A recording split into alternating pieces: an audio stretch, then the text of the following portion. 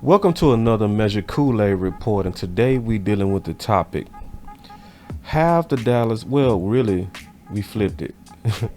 Did the Philadelphia Eagles offseason moves close the gap on the Dallas Cowboys? So we doing a basic response to Clarence Hill.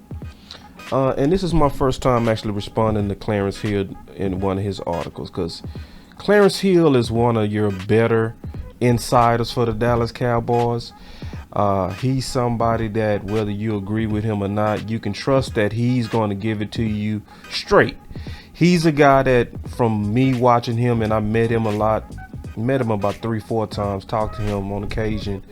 I can just tell you from my views of him and my dealings with him and just watching him from afar, as well as the occasion talking to him up close, that he's going to just kind of tell you what he feels. He stands by what he believes. He's going to shoot you straight as far as he sees it, and you can pretty much trust it as what he sees. So when I'm responding to this is not a response to be contrary to him.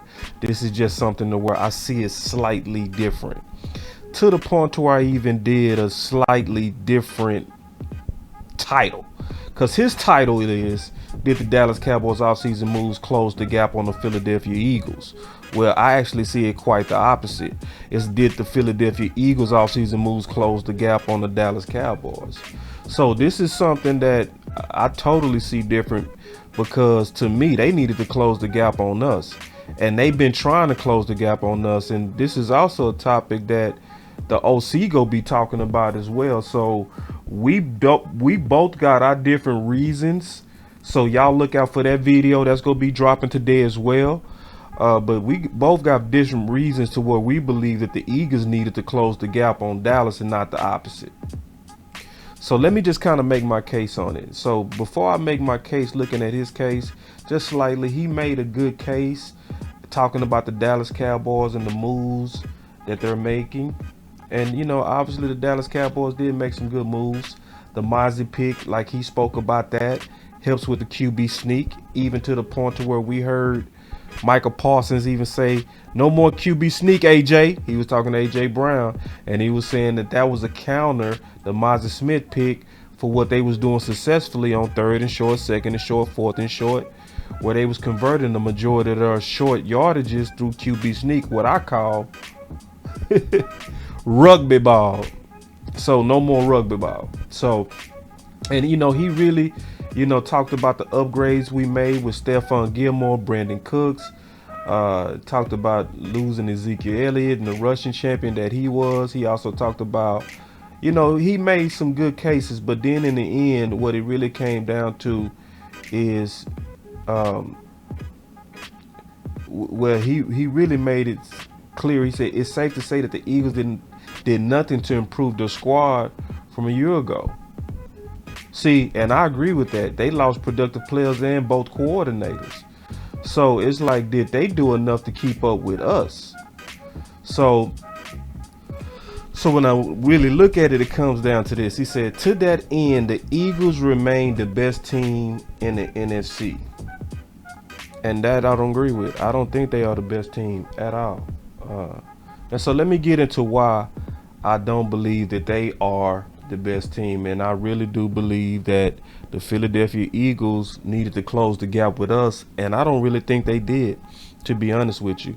So number one, Dallas had the better team even in 2022. So it's the difference between Eagles going farther and being better, because when you look at the Dallas Cowboys, we were clearly better. Like, for instance, a lot of people don't talk about this, but our team showed that they was better from the very beginning. Even when we started and Dak Prescott went down with that thumb injury, we showed that we was better because we went 4-1 with our backup. What began to happen? Let's just ask a question. What began to happen to Philly when they had a better backup than what we had? They had their backup was better than Cooper Rush. Clearly, he was able to put up yards, but as soon as they went away and didn't have Hurts with that Wildcat QB, which that's what he is. He's a wildcat QB. He can throw, but his major weapon is his legs. As soon as they lost that, they began to go to hell. Versus the Dallas Cowboys, the team was so good that it carried even a new-to-arm quarterback. Now, a lot of people going to say Cooper Rush carried them. That's very crazy. And I'm going to be honest, that just didn't happen. It didn't happen. No, Cooper Rush did not carry that team. That defense carried him. During that period, the defense wasn't giving up even 20 points. Cooper Rush, as a quarterback, only needed to put up 21 points to win those games. That is a team effort. And then in the Bengals game, it was 4 interceptions dropped. 2 of them that would have been returned for a touchdown. And we ran the ball a lot. So it was a team effort, which shows how good the team was. So Dallas had the better team even in 2022. And then people forget the fact, and I'm just keeping it real. I'm just being all the way honest with you. You know, a lot of people don't give Dak points for this, but that was good. I mean, it actually major. The fact that he came back from having a screw put in his throwing hand and still came back and led the Dallas Cowboys to the #1 offense for a short period. It teetered out to about a top 2, top 3 offense. And then Philly's supposed to be better. No, they wasn't better. Let's be honest with it. What really happened with Philly is Philly just had, first of all, a much easier road in the beginning. That's what really happened. They had a much easier road in the beginning. Where we, the Dallas Cowboys, had to play the Super Bowl champions with the Rams early. And then we had to play the Bengals, who was the runner-ups or the first losers.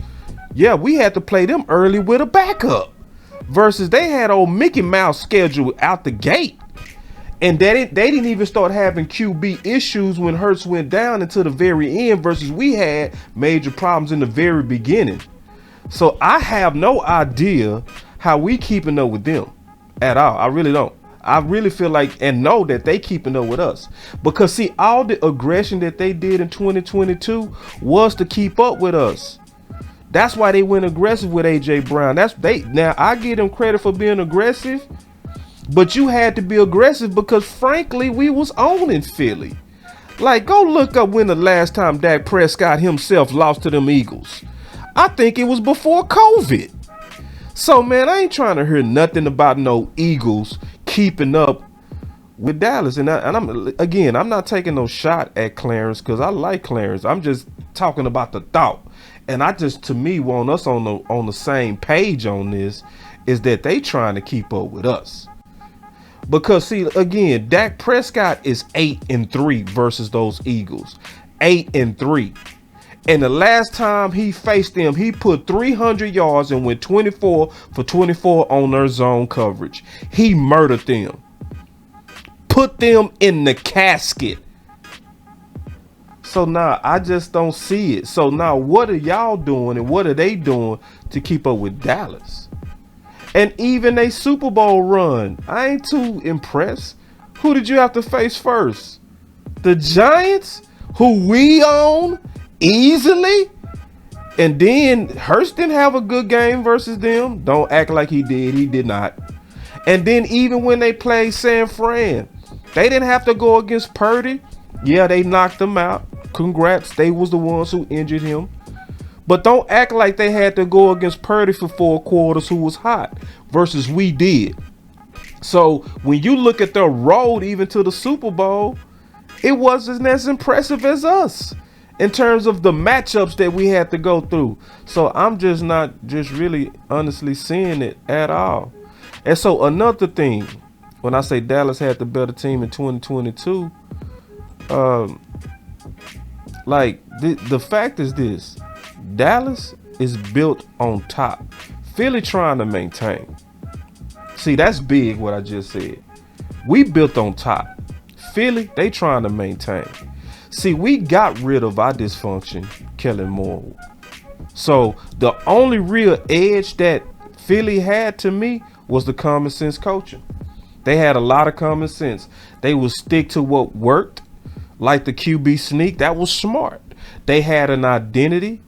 That was smart to stick to who they were. They didn't try to get Hurts to play outside of himself. They kept him in a system that really highlighted his strength and also took away from his weaknesses. With the QB Wildcat, it made sense, the RPO. Then on top of that, let's talk about the fact that what you think everybody doing this offseason? They studying Philly. They studying the top two teams. So Kansas City and Philly are under the microscope. They are fully under the microscope. Versus nobody really knows how the Dallas Cowboys are coming out. The only thing people know is that it's going to be a combination of the West Coast offense, and it's going to be also some obvious schemes with Brian Schottenheimer, or schemes with Brian Schottenheimer that where he's definitely a guy that likes to run the ball. But how that comes together, nobody really exactly knows. We speculating, but nobody knows. So if anything, the Dallas Cowboys are more efficient in their coaching, and they showed last year and the year before that they, in 2022 and 2021, that they can win 12 games even with dysfunction between coaches. So you mean to tell me that we got more efficient at coaching and they lost their coaches? Nah, they trying to keep up with themselves. That's what I'm saying. Dallas built on top. They truly built on top. Like, for instance, I'm going to just say it like this. The Dallas Cowboys versus, and let's look at it like this. A perfect example of building on top. So they lost Hargraves to San Fran. But a lot of, us looking at the fact that the Eagles also got Carter. But ask yourself this question and be honest. Would you rather have a veteran Hargraves, which got you, I think, 9 to 11 sacks? Or would you rather have a rookie coming in? Now, I would say Carter has more upside, but in terms of his 2023 impact, all of us would take Hargraves over Carter. So that's why I'm saying, if we just keeping it honest, Dallas built on top. Philly is doing their best to even try to maintain. And I think they did a pretty good job. But in terms of them, they being better than us, no. And like, you could take a look at the free agent list. Just take a look at it. Our receiver room is clearly better. Our corner room is clearly better. Our defensive end room is clearly better. You can even make a case that Chuma could be better than McGovern, because we already did a film breakdown. The only thing you'll question with Chuma is his injury history. But we just as well could be better. And we signed all of our defense, every bit of it. So like I said, Dallas and their draft picks built on top. Philly is trying to maintain. So, I wanted to definitely react to that article because, again, I got major respect for Clarence Hill, and he's not at all going crazy on Dallas. I think he's, calling it the way that he sees it. I have no problem with the way that he sees it. I'm saying the way that I see it and the way that I know it to be true is that they trying to keep up with us. It's not the other way around. They trying to keep up with us. And yes, they went farther, but that don't mean they're better. It don't mean they're better. So y'all keep looking now, because the OC getting ready to drop his video too on the same topic with totally different answers than me. We see this. It's crazy how we see this differently and the same at the same time. So y'all stay looking out for his film session, or not film session, for his breakdown on the gap between the Eagles and the Cowboys. But other than that, man, y'all make sure y'all like and share if you like this type of content to Boss Cowboy Sports, and y'all stay up. It's Boss Cowboy Sports, where your voice matters. Peace.